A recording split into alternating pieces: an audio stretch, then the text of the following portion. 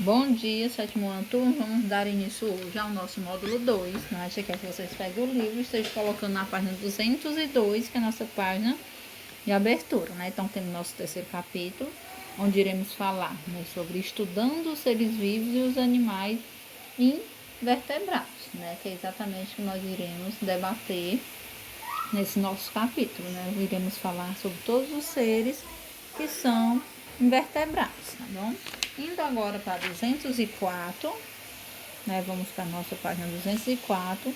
Vamos falar sobre a classificação dos seres vivos, né? Não tem como a gente falar dos seres, né, sem falar como aconteceu essa classificação, né? Então, se a gente parar para pensar, gente, no nosso dia a dia, ele precisa estar o quê? Ele precisa ser organizado, ele precisa ter uma ordem para as coisas. E isso não foi diferente, né, com os seres vivos. Ao longo do tempo, os estudiosos eles sentiram a necessidade, né, de organizar os seres vivos, né, devido à grande diversidade de seres vivos que temos na natureza. Então, houve essa necessidade, sim, de se organizar, até para facilitar, né, a questão dos estudos. Temos aqui essa imagem, né, essa imagem é do filósofo grego Aristóteles, né? Então, desde antigamente, né, como eu citei, os seres vivos eles são classificados. E Aristóteles, ele foi um dos primeiros, né, a fazer essa classificação, onde ele organizou os seres vivos em 3 grupos, né?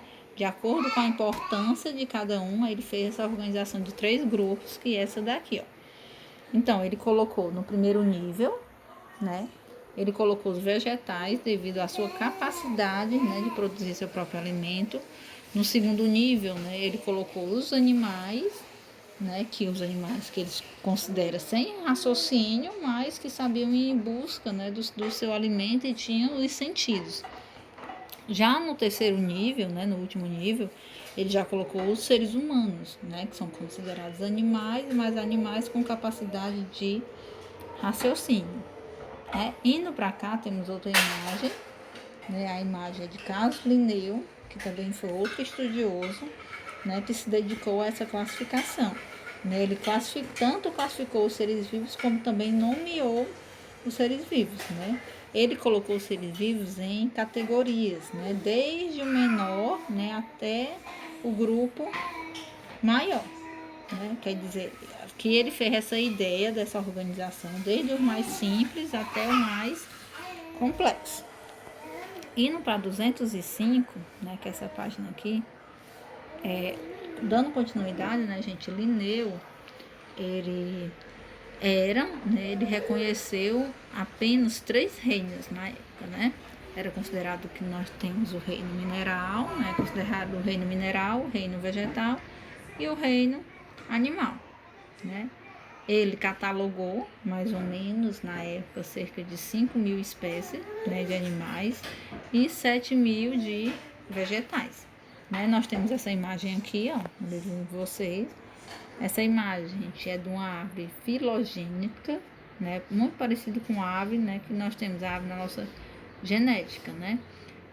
A posição, né, essa árvore ela vai mostrar exatamente a posição com espécie ela ocupa nessa árvore, né? Essa árvore ela nos dá informação sobre os ancestrais, né? Quer dizer, sobre os antecedentes de determinada espécie, de onde é que surgiu, né, aquele animal, de onde é que veio aquele animal. E a classificação dos seres vivos elas pode se alterar, né, ao longo do tempo, né? Isso porque essa classificação, né, a ciência no modo geral, ela tem essa construção, né, ela se renova, né, é em constante desenvolvimento. Então isso também pode acontecer com os animais. E à medida que novos estudos, né, eles foram sendo e são realizados, né, a classificação, como eu acabei de falar, desses seres vivos, elas podem se modificar. E existem diferentes tipos de classificação dos seres vivos, né, que são aceitos hoje atualmente. Né, isso ocorre porque propostas que surgem constantemente, né, são analisadas à comunidade científica, né, e depois dessa análise é repassado para os demais. Vamos ver, gente, na nossa outra página, exatamente algumas propostas, né, dessa classificação. Né, vamos ver aqui, ó, na página 206, iremos ter algumas propostas de classificação dos seres vivos foi quando, né, parou de se ter a ideia só de reino, né, do mineral, do vegetal e do animal, e foi descoberto os reinos, né, que são os 5 reinos que nós temos hoje, né? Temos o reino das bactérias, que é esse primeiro grupo aqui, tá bom? Temos esse reino das bactérias. O reino das bactérias são formados por seres vivos, né, unicelulares, né, com uma única célula, e podem ser produtores ou consumidores. Então, a gente vai ter aqueles que são capazes de produzir seu alimento e vamos ter aqueles que são capazes de consumir, né, que são os consumidores, né, que são os que não produzem. Que, no caso, vamos ter como exemplo as bactérias e as cianobactérias. Temos agora o reino protista, que são formados por seres vivos eucariontes, quer dizer que tem células completas, né, eles possuem algumas estruturas simples, tá bom?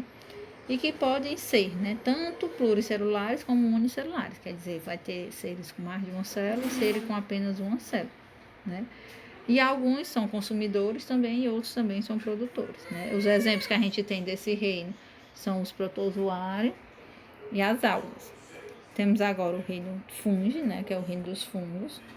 Eles são formados por seres vivos eucariontes, né, unicelulares ou pluri, também com uma ou mais de uma célula. Eles não são fotossintetizantes, então eles não produzem seu próprio alimento, eles obtêm esses nutrientes a partir da matéria orgânica. Como exemplo, vamos ter os cogumelos e as leveduras. Temos agora o reino plantae, né, que é conhecido como o reino das plantas. São formados por seres pluricelulares, né, por seres que têm mais de uma célula, né, são eucariontes também e são fotossintetizantes, né, têm a capacidade de realizar a fotossíntese e produzir o seu próprio alimento. Como exemplo, vamos ter as árvores, né, as gramas, os arbustos, toda a parte vegetal.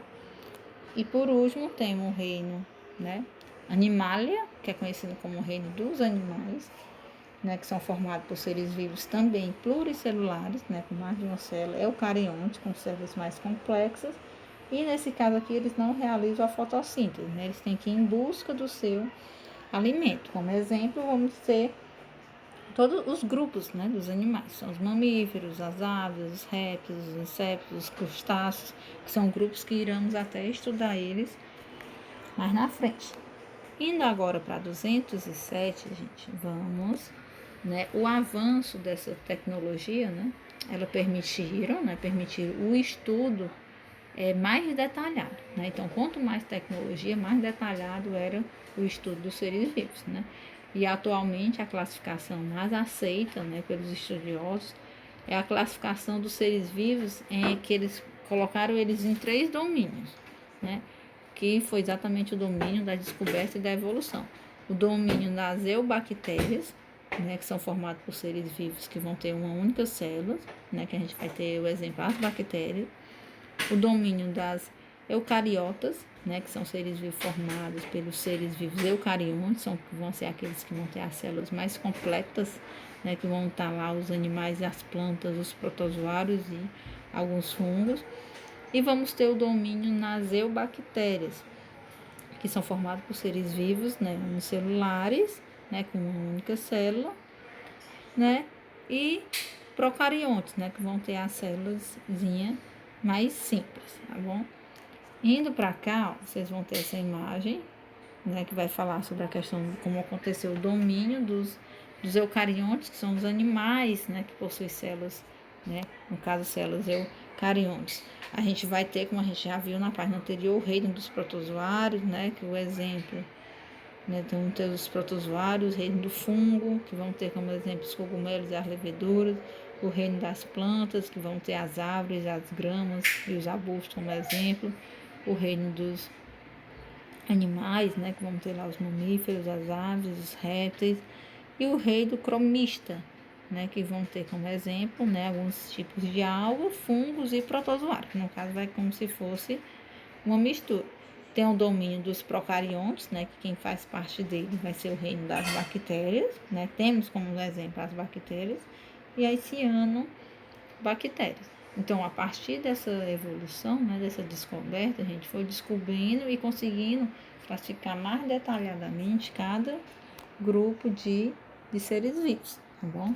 Então, por hoje é isso, gente, nossa explicação, tá bom? Qualquer dúvida em relação à atividade ou à explicação, vocês podem estar entrando em contato comigo no privado.